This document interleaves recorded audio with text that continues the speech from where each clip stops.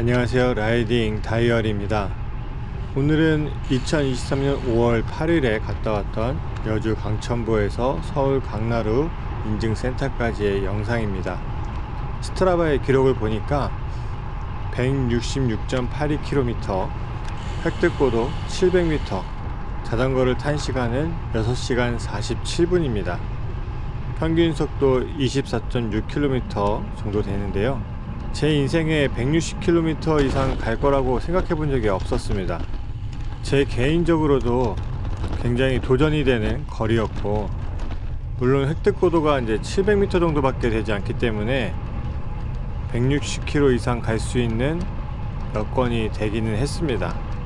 그렇다고 해도 저에게는 쉽지 않은 라이딩이었어요. 거리가 길 수밖에 없었던 이유는 항상 똑같습니다. 차가 있는 곳으로 다시 돌아와야 되니까, 사실 원래 갔던 거리는 80여 킬로 정도밖에 안 되는데 다시 돌아와야 되니까 2배의 길을 가야 되는 거죠. 어쨌든 지난번에 이화령을 넘어왔던 코스보다는 30km 정도 더 가야 되는 그런 코스였습니다. 일단은 여주 강천부에서 서울 강나루 인증센터까지 자전거 도로가 굉장히 잘 되어 있는 편입니다. 저는 지방에 살기 때문에 사실 자전거 도로를 제대로 체험해 볼 수 있는 기회가 많지 않거든요. 이번 라이딩을 통해서 서울 경기권에 있는 인프라가 얼마나 좋은지, 얼마나 잘 되어 있는지를 느낄 수 있는 그런 라이딩이었습니다. 오고 갈 때 이 자전거 도로를 많이 타다 보니까 서울 경기에 있는 라이더들이 굉장히 부럽더라고요. 또 이번 코스를 가면서 느꼈던 건 뭐냐면, 국토종주의 길이라고 하는 게 얼마나 과장되어 있는지를 좀 생각해 보게 돼요. 이 말은 제가 잘났다는 뜻이 아닙니다. 유튜브에 보면 몇 군데 이렇게 유명한 지형들이 있지 않습니까? 예를 들어서 뭐 아이유 고개라든지 후미게 고개라든지 지난번에 갔던 이화령이라든지 이런 지형들에 대해서 유튜버들이 평가하고 이야기하는 걸 보게 되면 뭔가 대단하고 어마어마한 것처럼 얘기하는데, 막상 제가 갔다 오니까 그렇게 대단하지는 않았다 라는 생각이 들었습니다. 물론 이해가 갑니다. 왜냐하면 서울의 대부분 자전거 도로가 거의 평지에 가깝고, 또 아이유 고개라든지 후미게 고개 같은 곳들이 없다 보니까 한강에서만 타시던 분들이 그쪽으로 나오면 힘들고 어렵게 느껴지거나, 혹은 그런 식의 표현을 할 수는 있다는 생각이 들었는데, 막상 가보면 다 갈만합니다. 물론 안 힘들다는 이야기는 절대 아닙니다. 그런데 충분히 갈만하다, 그렇게 저는 이야기를 하고 싶고요. 자, 이제 라이딩 이야기를 또 계속 이어가겠습니다. 일단 여주 강천부에서 올라가다 보면 중간에 캠핑장과 연결된 자전거 도로가 있습니다. 출발한 지 얼마 안 돼서 나오는데요. 정확하게 이야기하자면 자전거 도로가 가운데 있고, 한쪽은 공원, 한쪽은 캠핑장, 이런 식으로 되어 있습니다.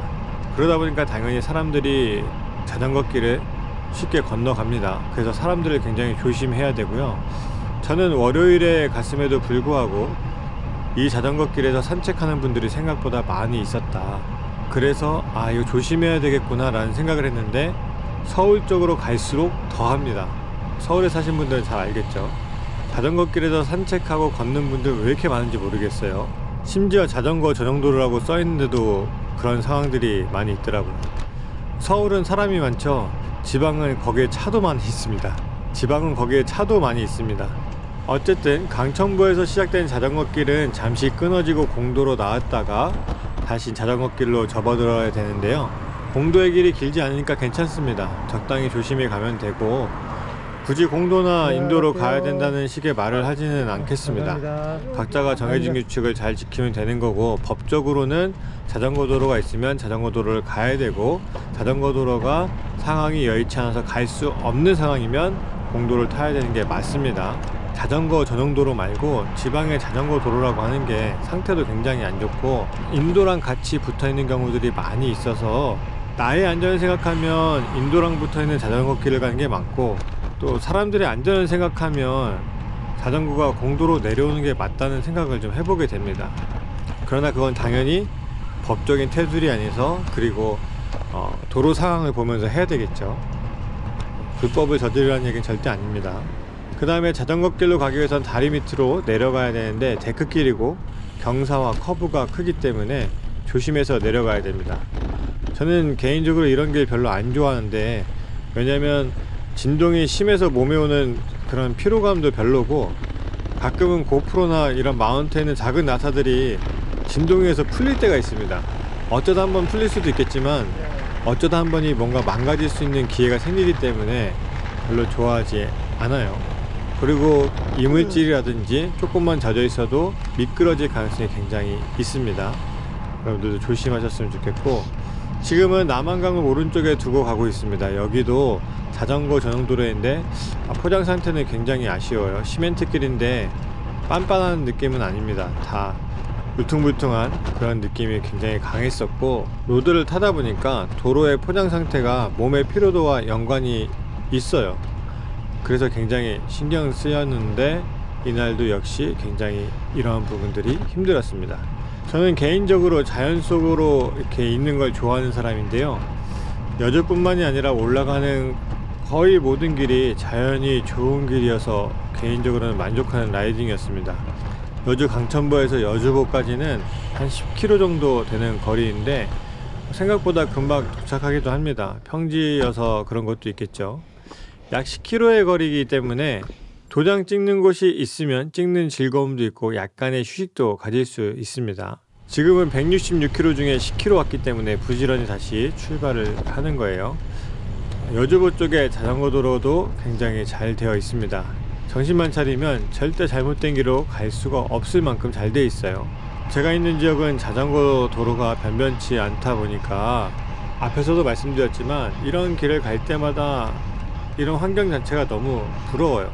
가는 길마다 중간중간 다음 인증센터까지의 거리도 잘 표시되어 있고, 또 길도 잘 되어 있고 자연도 좋고, 이런 경험이 저에게는 사실상 처음이기 때문에 굉장히 좋았습니다.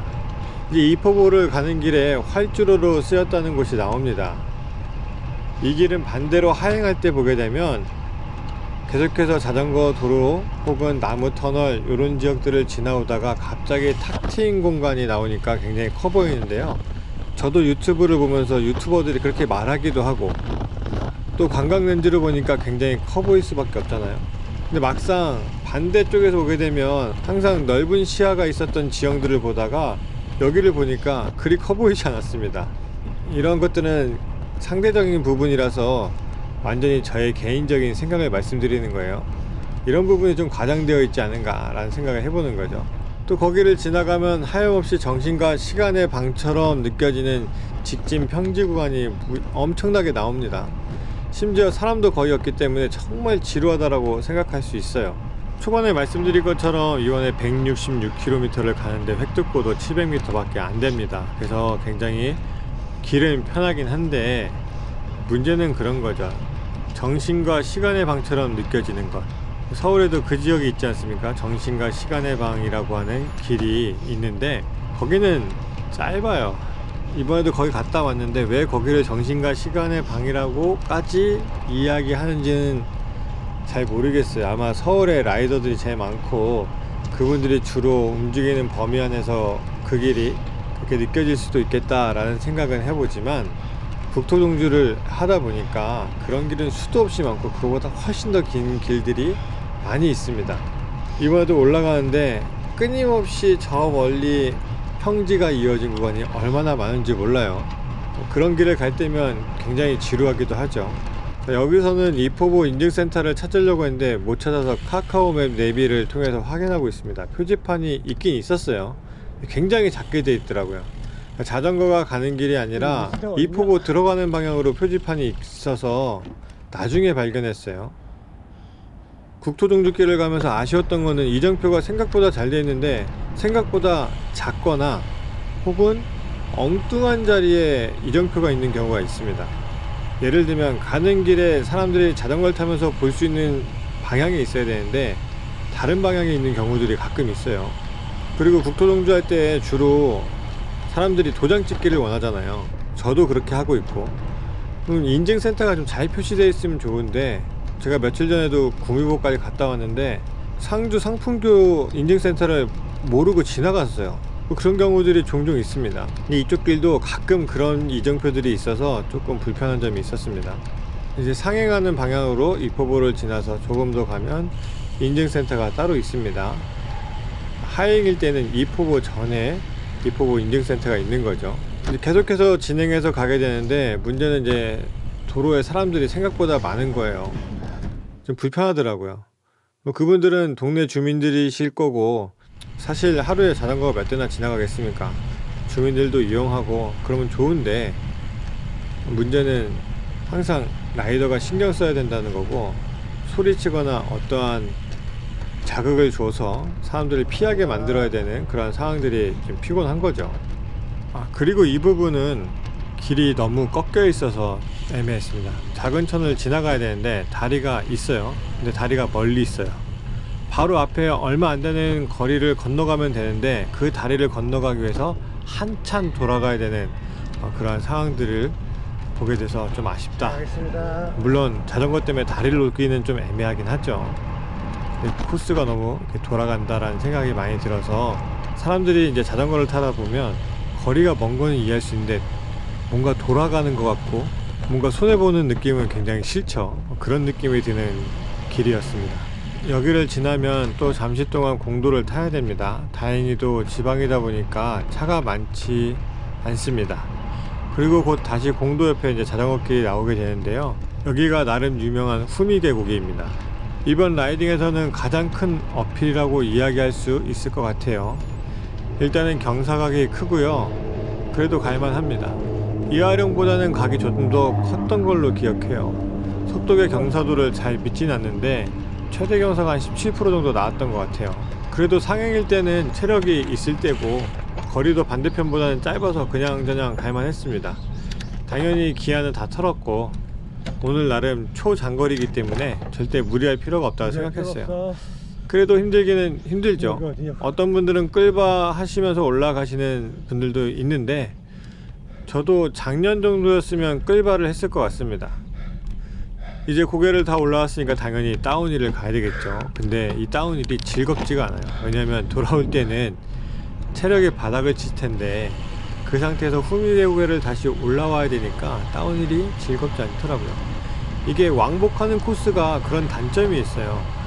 여기서부터 저기까지 가서 코스가 끝나면 올라가는 것도 올라가는 거고 내려가는 것도 내려가는 대로 재미가 있을 텐데 나중에 다시 이걸 넘어올 생각을 하니까 별로 이게 즐거운 느낌이 많이 안 들더라고요. 그리고 후미계 고개를 내려와서는 이 길이 맞나 싶었습니다. 시골의 작은 길로 갑자기 후미진 곳으로 들어가는 느낌이 있어서 굉장히 불안하더라고요. 그런데 거기 올라가니까 역시나 자전거 도로가 잘 되어 있고요. 이제는 나무 터널처럼 되어 있어서 그래도 열기를 식히면서 갈 수 있었습니다. 여전히 주민들 산책길화 된 것은 어쩔 수 없지만 길이 너무 예뻐서 좋았습니다. 또 중간에 낙엽들이 많이 있어서 조심해야 되기도 하겠더라고요. 여기서 길을 잘못 갈 뻔했는데요. 이정표가 있는데 너무 작아서 지나칠 뻔했습니다. 여튼 이런 길들은 일반적인 지방에서 보기는 굉장히 힘듭니다. 길도 잘 되어 있고요. 나무 터널도 정말 상투적인 표현이겠지만 환상적이고 힐링이 되는 그런 길이었어요. 서울 경기권에 계시는 분들은 맨날 보는 길이니까 흔할 수 있겠지만 지방에는 아예 이런 도로가 없다고 보시면 돼요. 이런 환경에 자전거 도로가요.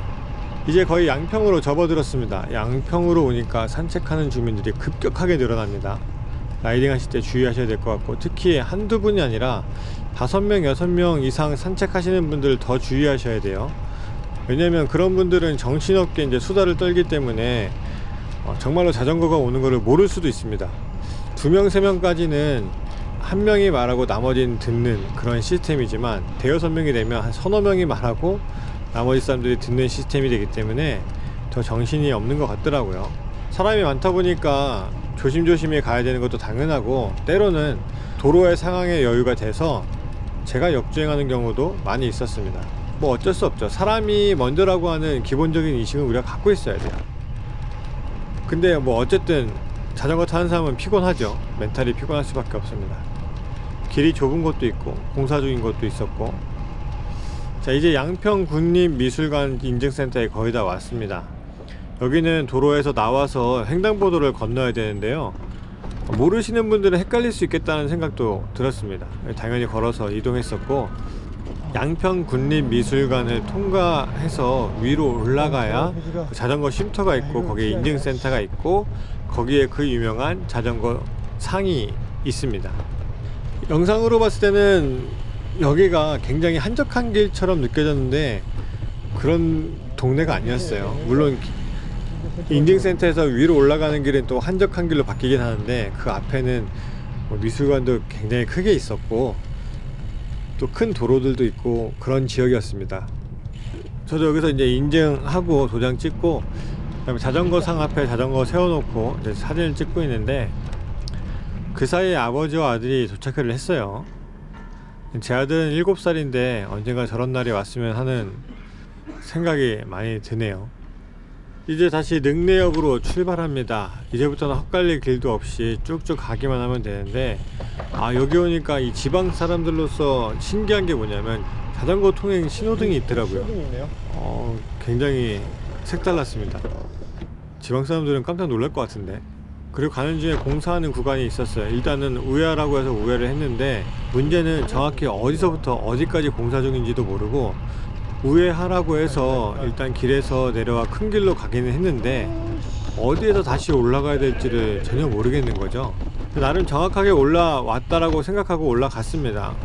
가보니까 자전거 길이 다 파헤쳐져 있고요.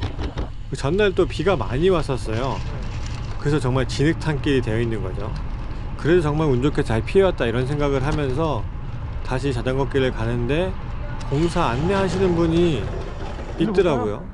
그래서 저는 반대편에서 오는 사람들을 이렇게 하는 건 줄 알았더니 그게 아니라 양쪽 다 문제가 있었던 거예요. 그렇게 하다가. 그래서 이제 자전거 타고 지나가는데 부르셔가지고 우회해야 된다 알려주셨고, 친절하게 잘해주셔서 너무 감사했어요. 어쨌든 다시 우회하는 길을 찾아갑니다. 그리고 이제 능내역 쪽으로 가다 보면 터널이 많이 있죠. 원래 이쪽이 터널이 많이 있습니다. 양평 쪽에서 서울 가는 그 길도 터널이 많이 있어요. 자전거도 터널로 가니까 당연히 감사하죠. 왜냐하면 산을 안 넘어도 된다는 뜻 아닙니까? 시원하고 길도 잘 되어 있고. 근데 문제는 어두워서 고글을 끼고 가기에는 좀 불편함이 있을 수 있겠는데, 나중에는 그 귀찮아서 그냥 쓰고 갔어요. 뭐 안 보이는 것도 아니고 제 고글이 빛을 많이 차단하는 건 또 아니어가지고 괜찮아서 그냥 갔습니다. 터널마다 선글라스 벗으라고 그렇게 표시가 되어 있었는데, 그런 배려도 되게 괜찮았던 것 같아요. 항상 그 길을 다니셨던 분들이야 익숙하시겠지만, 저 같은 초보들 처음 온 사람들은 그런 배려가 있으면 좋죠. 그리고 국수역에 도착했고, 뭐 저에게는 별로 의미가 없어서 그냥 지나갔습니다. 좀 더 가니까 신원역도 있더라고요. 여기도 별로 저에게 의미가 없어요. 대신에 코스대로 제대로 가고 있구나 라고 하는 지표를 삼을 수는 있겠죠. 여기도 또 공사 구간이 나왔는데 미리 표시를 안 해줘가지고 이렇게 풀숲을 밟고 지나가야 되는 상황이 돼버려요. 이게 참 애매한 게, 사람들이 공사 구간인지 모르니까 자전거 길로 쭉 따라올 거 아닙니까? 그럼 제가 갑자기 브레이크 잡고 서거나 이러면은 뒤에가 문제가 생길 수가 있어요. 저도 갑자기 봤기 때문에. 그리고 또 자전거를 만약에 내려서 옆으로 넘어가서 자전거 다시 타려면 거기 복잡복잡해질 겁니다. 더 위험할 수도 있을 것 같아서 그냥 넘어갔어요. 근데 공사 구간이 길지 않아 가지고 다시 또 넘어가야 되는 상황이 금방 오더라고요. 어떤 분들은 그렇게 안 하고 그냥 가시는 분들이 있는데, 거기가 아마 인도였을 거예요. 좀 불편하더라도 좀 최대한 지키는 방향으로 가셨으면 좋겠다는 생각이 들었습니다. 그리고 양수역에 도착했습니다. 양수역 두물머리 가는 갈림길로도 유명한 길이죠. 자전거를 타지 말라고 해서 저는 내렸었는데 저만 내렸습니다. 다른 사람들은 다 그냥 타고 가더라고요. 거기가 이제 역 앞이다 보니까 사람들이 걸어서 움직이는 유동인구가 있는 지역이에요. 그러다 보니까 역 앞에는 자전거를 타지 말고 끌고 가라라고 했던 것 같은데, 이제 일상이 된 거죠. 그리고 여기서 이제 처음으로 편의점을 들렸어요. 뭐 중간중간에 편의점을 찾으려고 하면 찾을 수 있겠지만 길 자체에서 이렇게 딱히 보이는 편의점은 없었던 것 같아요. 보급할 만한 것이 딱히 보이지 않아 가지고 그냥 문제는 없어 가지고 계속해서 왔었는데, 양수역쯤 오니까 좀 지치긴 하더라고요. 그래서 먹을 것 좀 먹고 물도 채우고 그렇게 하고 다시 출발했습니다. 그리고 유명한 양수철교가 이제 나오니까 뭔가 좀 그 지형이 있어 보였다고 할까요? 항상 말씀드리는 거지만 지방에서는 절대 볼 수 없는 풍경이기 때문에 그런 것도 있었고, 사람들도 굉장히 많았고, 이게 또 관광지가 됐나 봐요. 외국인들이 와서 사진을 찍고 있더라고요. 그래서 그것도 되게 특이하다 라는 생각을 했는데, 나중에 찾아보니까 걸그룹 여자친구의 너 그리고 나라고 하는 노래 뮤직비디오에서 도입부에 이 양수철교가 나온다고 하더라고요. 그리고 뭐 아이유님이 나왔던 호텔 델루나, 여기에서도 나온 지형이라고 인터넷에 나와 있더라고요. 유튜브 보면서 한 번쯤은 꼭 와보고 싶었던 곳이었어요. 강위를 지나가는 느낌, 그리고 그냥 단순히 다리가 아니라 뭔가 좀 더 오픈되어 있으면서도 독특한 느낌이 있어서 한번 꼭 와보고 싶다는 생각을 했는데, 정말 좋긴 좋더라고요. 정말 좋았어요. 그런 데가 또 있을까 싶을 정도로 좋았어요. 그 다음에 이제 계속 올라가다 보니까 제가 저번에도 한번 봤었던 것 같은데, 중고등학생들이 체험 삼아서 자전거 타기를 하는가 봐요. 요즘 우리들 어렸을 때처럼 동네에서 자전거 타고 이런 일이 아마 거의 없겠죠. 요즘 애들은 학원도 많이 다니고, 옛날에도 저도 서울 살 때 동네 골목길이라고 하는 게 사람들의 길이었는데 요즘은 다 도로 개념으로 들어가 버리잖아요. 차가 다니는 길. 그러다 보니까 아마도 자전거 타는 인구가 아이들한테는 더 없기도 할 텐데, 평소에 타는 아이들이요. 아마 그래서 그런가 이런 자전거 타고 중고등학생들 막 줄지어서 몇십 명씩 하고 선생님들이 이렇게 서포트하는 그런 모습들을 가끔 보게 돼요. 자, 이제 능내역에 도착했습니다. 얼른 찍고 바로 또 출발합니다. 아직도 갈 길이 멀죠.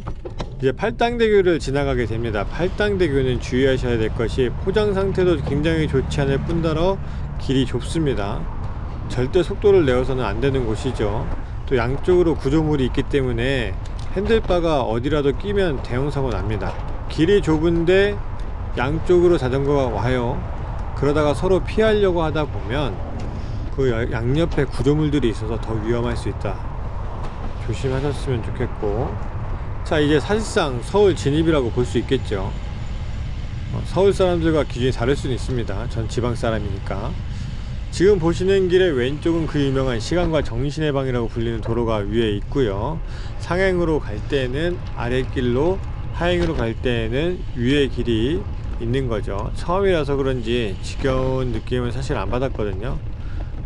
또 국토종주길을 계속 와서 그런지 몰라도 그런 길을 지금 계속해서 겪어왔기 때문에 그 길이 지나갈만 했어요. 그리고 조금 더 가다 보면 아이유곡의 역방향으로 올라가게 됩니다. 도로가 잘 되어 있죠. 정말 깔끔한 느낌이 들었어요, 그 도로가. 그리고 명성에 비해 어렵지는 않다는 생각이 들었습니다. 나 같은 사람도 고속으로 통과할 수 있다 정도는 아니었지만 후미계곡에 비하면 할만했다 라는 생각이 들었고요. 마침 옆에 전기자전거가 지나가는데 부럽더라고요. 전기자전거 타야 되나? 무슨 머신처럼 지나가잖아요. 근데 내 앞에는 지금 이분들은 굉장히 힘들어하고 있고, 마지막에 댄싱까지 하면서 막 올라가고 있는데, 사실 저는 체력이 남아가지고 나중에는 이제 추월해서 지나갔습니다. 그렇게 아이유 고개를 내려가다 보니까 속도가 금방 붙고, 얼마 안 가다 보니까 전기자전거 금방 따라잡았어요. 아까 나보다 훨씬 빨리 갔는데 전기자전거 최고 속도가 사실상 정해져 있는 거 아닙니까? 25km.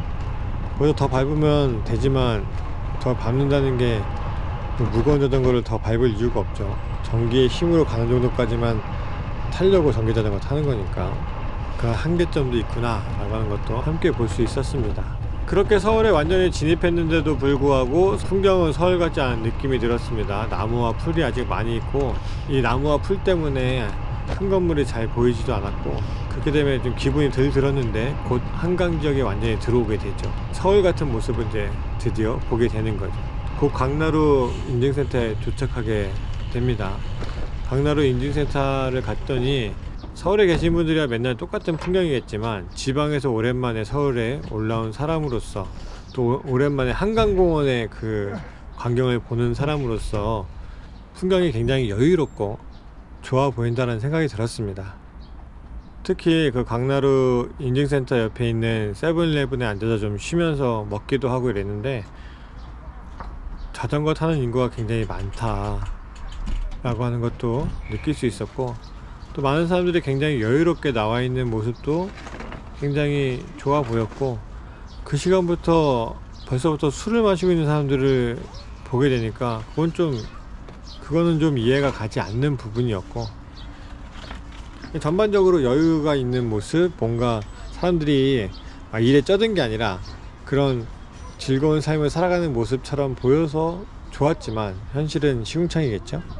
그래도 한강의 풍경은 이런 것이구나 라고 하는 것을 오랜만에 다시 접하게 되었습니다. 자, 여기까지 와서 이제 80km 넘게 왔는데 현타가 오기 시작하더라고요. 열심히 80여 킬로를 왔는데 앞으로 또 80여 킬로를 또 가야 되잖아요. 이제 반 온 거잖아요. 어떻게 거길 또 가지? 막 이런 생각도 들고, 이제 체력도 떨어지기 시작하고, 그러다 보니까 현타가 오더라고요. 멍하다고 해야 되나? 근데 그건 현타가 온 것도 아니었습니다. 나중에 가게 되면 정말 현타를 넘어서서 모든 잡념이 사라지는 순간이 오더라고요.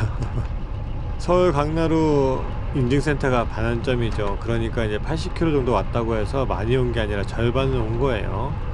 이제 다시 원래 여주 강천부로 내려가야 하기 때문에 얼마 쉬지 못하고 또 출발해 봅니다. 이번에는 아이유곡에 정방향으로 올라가게 되고, 1단계까지는 그래도 잘 올라갔습니다. 근데 이미 장거리를 뛴 몸이기 때문에 1단계 마지막에 좀 지쳐서 무리하지 않고 기아를 털고 슬슬 올라갔고, 물론 빠르게 올라가진 않았지만 올라갈 만한 길이었습니다.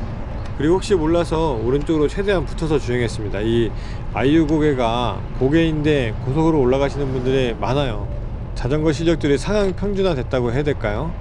그런 정도는 빠르게 올라가시는 분들이 꽤 있어서 통행에 방해를 주면 안 되니까 오른쪽으로 최대한 붙어갔고, 또 오른쪽으로 최대한 붙어갈 수밖에 없는 이유가 중간에 그 중앙분리 플라스틱 공 같은 게 서 있어요. 그런 거 서 있으면 추월하시는 분들이 앞에 자전거 때문에 서야 되는 상황이 올 수도 있죠. 그래서 불편함을 주지 않으려고 다 같이 노력해야 된다는 생각이 있어서 최대한 오른쪽을 붙어서 잘 갔습니다. 다른 구간들 다 그럭저럭 큰 문제 없이 잘 지나갔고요. 문제는 거의 한 100km 정도 갔을 때 체력이 무너지기 시작하는 게 느껴지는 거예요. 아, 힘들다, 아우 아프다, 뭐 이런 느낌이 아니라 이거 상황이 안 좋아지는데, 이런 생각이 들었습니다. 좀 난감하더라고요. 아직 60km 더 가야 되는데 벌써 무너지는 느낌이 들면 안 되는데, 이런 생각이 들었어요.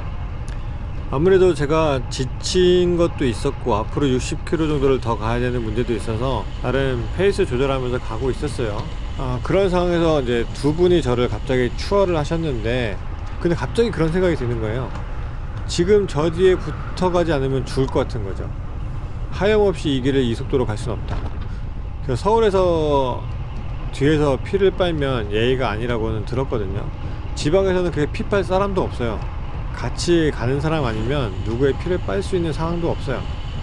근데 여기는 이제 어쨌든 사람이 많으니까 그런 기회들이나 혹은 그런 상황들이 벌어지게 되는 것 같은데, 내가 지금 100km 이상 왔는데 주행하다 보니까 힘들고, 또 앞에 분들을 추월한 힘은 없고, 그렇다고 내가 괜히 이 사람들이 피 빤다고 오해하지 않을까, 내가 좀 뒤로 가야지, 이럴 수 있는 상황도 아닌 거죠.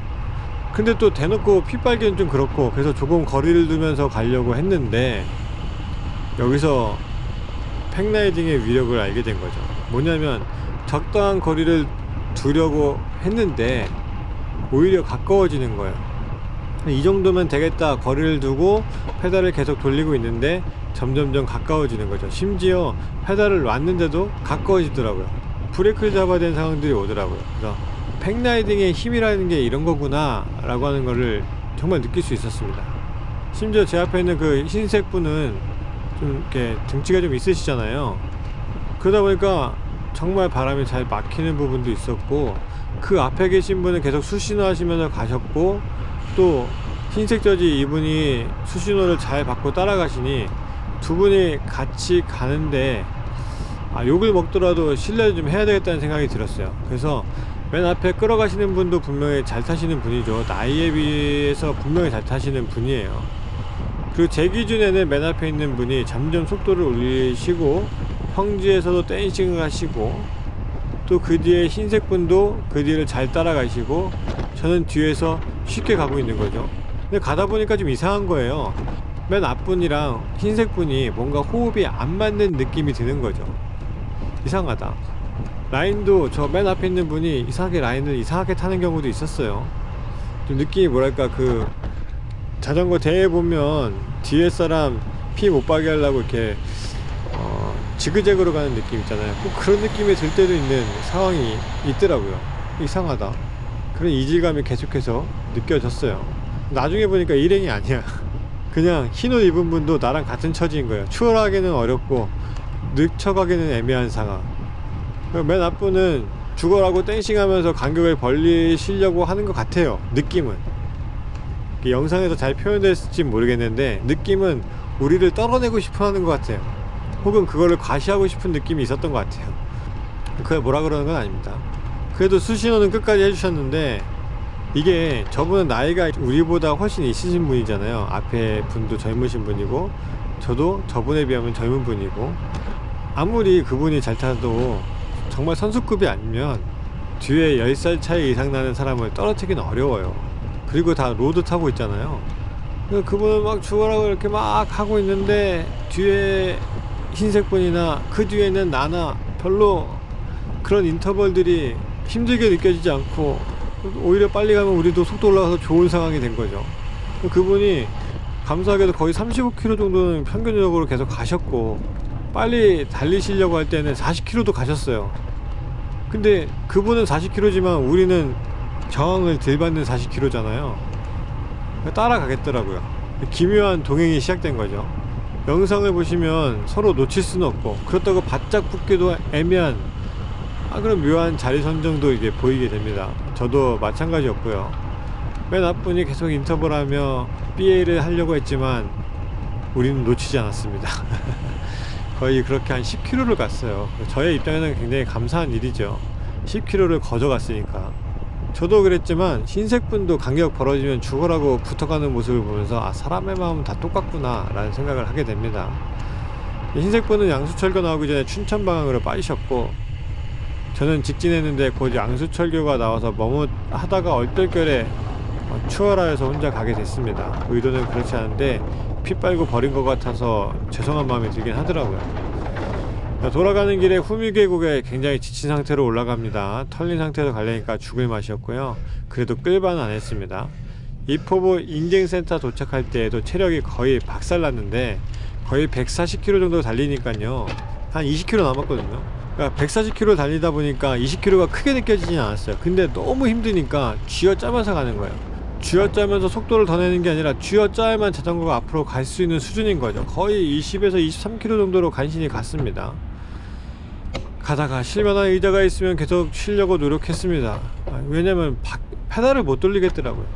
엉덩이도 많이 아프기 시작했고, 보통 패드가 4시간 5시간용 뭐 이렇게 나오는데 한 6시간 이상 타다 보니까 안장통이 굉장히 한 번에 밀려오더라고요. 그래도 평지라서 쥐어짜면 갈 수는 있었고, 꾸역꾸역 여주보 인증센터까지 도착하면서 다시 한번 쉬었습니다. 이제는 현타를 넘어서 해탈의 경지로 가는 거예요. 아무 생각도 안 들고요. 그냥 그 상태로 자연을 바라볼 수밖에 없는 상황이죠. 옆에서 어떤 분이 말을 거셨는데 목소리에 감정도 없어요. 특히 말을 걸어주셨는데 말을 잊지도 못하겠더라고요. 너무 힘들어서. 그냥 아무 생각과 아무런 느낌이 없어요. 죄송한 마음은 드는데 마음이 몸을 움직이지 못하는 그런 상황. 어디 갔다 오시는 거야? 여주 강천구에서 출발해가지고 광나루 갔다 오는 길이에요. 어디야? 광나루. 강남구 어디야? 서울 광나루.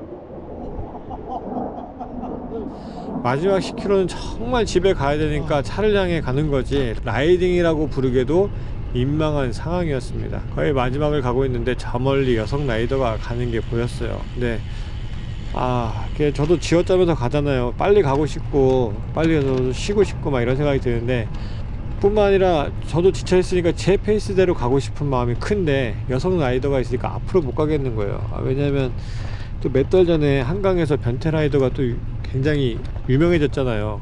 굉장히 신경 쓰여요.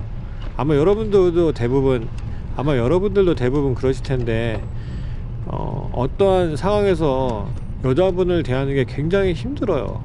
자전거 타다가 내 앞에 여자분이 있을 수도 있는데 괜히 내가 신경 쓰이는 거죠. 이상한 오해 받을까봐. 뭐 지하철 탈 때도 마찬가지고 버스 탈 때도 마찬가지고 지나가다도 마찬가지고 카페에서 커피 마시다가 잠깐 고개 돌렸는데도 마찬가지고 그런 불편함이 있어갖고 마지막까지 정말 힘든 라이딩을 가게 됐습니다. 그리고 다시는 이 거리를 가지 않겠다라고 다짐했어요. 오늘의 일기는 여기서 끝내보려고 합니다. 오늘도 시청해주셔서 감사합니다.